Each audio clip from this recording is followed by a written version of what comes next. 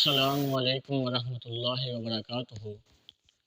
تو محترم بھائیوں، بزرگوں، ساتھیوں اور ماؤں بہنوں، یہ اللہ رب العزت کا ہم پر بڑا زیادہ فضل، بڑا کرم اور بڑا ہی زیادہ احسان ہے کہ اللہ رب العزت نے ہمیں اپنی زندگی کے اندر رمضان، یعنی ہماری زندگی کے اندر رمضان المبارک جیسا عظیم مہینہ عطا فرمایا۔ اور اس سے بڑا اللہ رب العزت کا یہ فضل ہے کہ آج الحمدللہ تیسرا روزہ ہے، اور الحمدللہ آپ نے بھی روزہ رکھا ہوگا، میں نے بھی روزہ رکھا ہے، اور اللہ رب العزت نے ہمیں روزہ رکھنے کی توفیق دی۔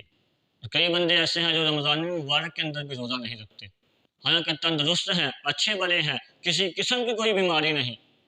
اور اللہ رب العزت کا ہم پر بہت زیادہ فضل ہے۔ اللہ رب العزت کا جتنا زیادہ ہم شکریہ ادا کریں، جتنا بھی شکریہ ادا کریں اتنا کم ہے کہ اللہ رب العزت نے ہمیں اتنے زیادہ فضل اپنے کرم کے ساتھ نوازا ہے۔ اور ایک چھوٹا سا سوال ہے کہ اگر ٹوتھ پیسٹ کیا جائے تو اس سے روزہ ٹوٹ جاتا ہے؟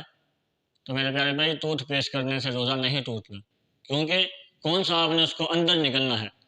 حلق سے نیچے نہیں جانا چاہیے، آپ نے کلی کرنی ہے تو روزہ نہیں ٹوٹتا۔ دوسری بات، کہتے ہیں گرد و غبار اندر چلی جائے، یعنی گاڑی چلاتے ہوئے یا ہمارا کام ہی ایسا ہو، روزہ رکھا ہے، گرد و غبار اندر چلی جائے تو اس سے بھی میرے پیارے بھائی روزہ نہیں ٹوٹتا۔ اور تیسری سب سے مین بات جو ہمارا آج کا ٹاپک ہے، اس کے اوپر کافی لوگوں نے سوال کیا ہے، یعنی کہ اگر گھر کے اندر سارے افراد نے روزہ رکھا ہے،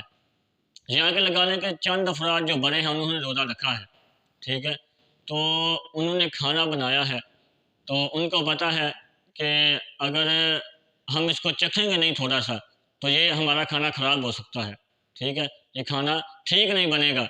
تو اس پر یعنی کھانا اگر چکھیں گے نا تو خاوند بھی اعتراض کرے گا، بچے بھی اعتراض کریں گے کہ بچے اس چیز کو کھائیں گے نہیں، پھینک دیں گے کہ اس کے اندر نمک کم ہے یا اس کے اندر چینی کم ہے۔ اس وجہ سے اگر کھانے کو چکھنا چاہیے، کھانا چکھا جا سکتا ہے۔ صحیح البخاری کی روایت ہے کہ نبی پاک صلی اللہ علیہ وسلم نے فرمایا کہ کھانا چکھا جا سکتا ہے، ٹھیک ہے، یعنی کھانا آپ چکھ سکتے ہیں، لیکن یا نمک چیک کرنا ہے زبان کے اوپر لگا کر، اندر نہیں نگلنا، کیونکہ چکھا تو زبان سے جاتا ہے، کون سا اندر نگلنے سے چکھا جاتا ہے، چکھا زبان سے جاتا ہے، تو اس کو چکھنے کے بعد آپ نے نیچے پھینک دینا ہے۔ اللہ رب العزت سے دعا ہے کہ عمل کرنے کی توفیق عطا فرمائے۔